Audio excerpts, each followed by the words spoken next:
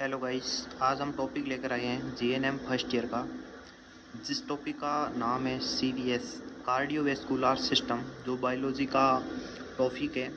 तो आप यदि हमारे चैनल पर पहली बार आए हो तो वीडियो को लाइक करें और हमारे चैनल को सब्सक्राइब करें और ऐसे हर वीडियोस पाने के लिए हमारे चैनल के साथ जुड़े रहें। तो आज हम बात करते हैं कार्डियोवैस्कुलर सिस्टम क्या है।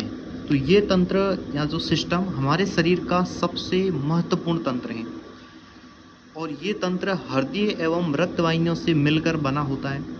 हृदय और हृदय से निकलने वाली जो रक्त वाहिनियाँ हैं जो ब्लड सप्लाई करती है, उससे मिलकर जो बना तंत्र है उसको ही कार्डियोवैस्कुलर सिस्टम। तो ये हृदय इस तंत्र का एक केंद्र भाग होता है, सेंट्रल पार्ट होता है। रक्त वाहिनियाँ इस तंत्र की पेरिफेरल है होती हैं, ठीक है, मतलब दूर दूर भागों तक जाती है और ब्लड सप्लाई करती है। हृदय हमारे शरीर का एक ऐसा पहला अंग है जिसका निर्माण गर्भावस्था में बच्चे के अंदर सबसे पहले होता है।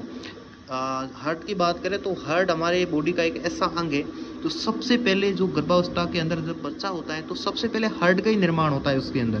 तो हार्ट को पंपिंग मोटर भी कहते हैं, क्योंकि ये पूरे दिन पंप करते रहता है और 24 घंटे और ब्लड सप्लाई करते रहता है, इसलिए इनको अपन पंपिंग मोटर के नाम से भी जाना जाता है।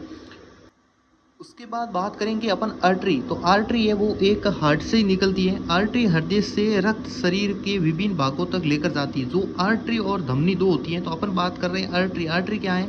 आर्टरी हृदय से निकलती है और ब्लड, शुद्ध ब्लड को ले जाकर शरीर के एक एक अंग तक पहुंचाने का कार्य करती है, ठीक है। तो आर्टरी हृदय से रक्त शरीर के विभिन्न भागों तक लेकर जाती है।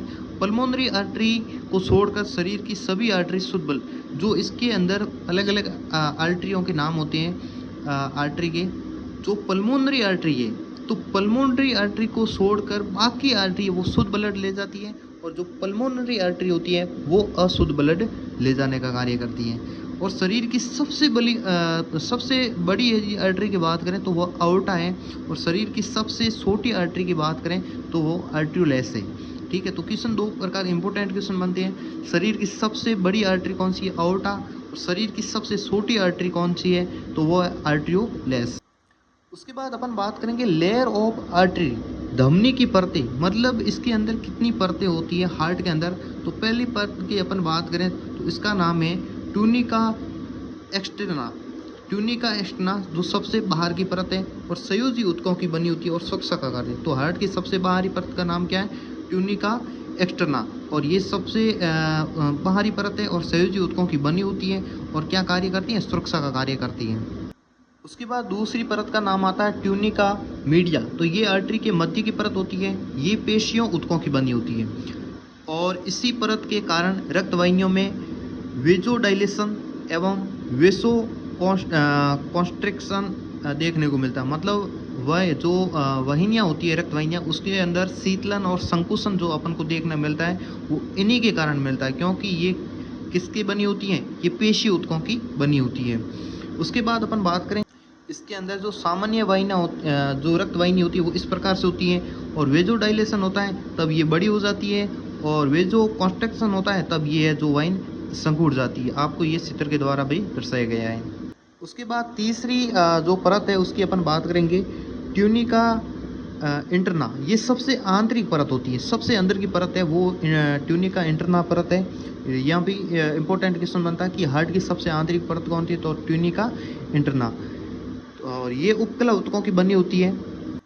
अब इसके अंदर अपन को दो नाम देखने को मिलते हैं। एक देखने को मिलता है एथेरोस्क्लेरोसिस, दूसरा मिलता है एथेरोस्क्लेरोसिस, ठीक है।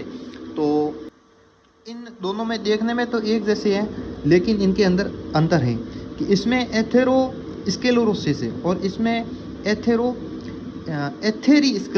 है। इसमें क्या अंतर अपन देखते हैं कि एथेरोस्क्लेरोसिस है जब आर्टरी सबसे अंदर वाली परत में कोलेस्ट्रॉल या वसा का जमा, जो आपकी आर्टरी होती है उसके अंदर फैट जम जाता है, वसा जम जाती है, तो उसको अपन बोलेंगे एथेरोस्क्लेरोसिस।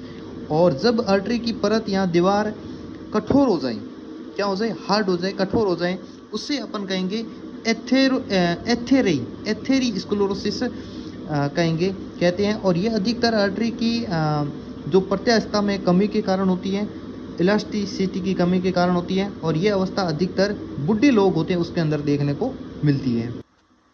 उसके बाद अपन बात करेंगे वेन मतलब सिराएं। तो ये शरीर के विभिन्न भागों से ब्लड को पुनः हार्ट तक लाने का कार्य करती है। आर्टरी थी वो हार्ट से ब्लड विभिन्न भागों तक लेकर जाती थी। अब जो विभिन्न भागों से वापस अशुद्ध ब्लड लाने का कार्य करती है वो करती है वेन। पल्मोनरी वेन को छोड़कर, अब इसमें पल्मोनरी वेन होती है वो शुद्ध ब्लड को ले जाने का कार्य करती है, और पल्मोनरी वेन को छोड़कर बाकी सभी वेन होती है वो वेन आपके जो डीऑक्सीजनेट जो ब्लड है, जो अनऑक्सीजनेट जो अशुद्ध ब्लड है वो इसके अंदर बहता है।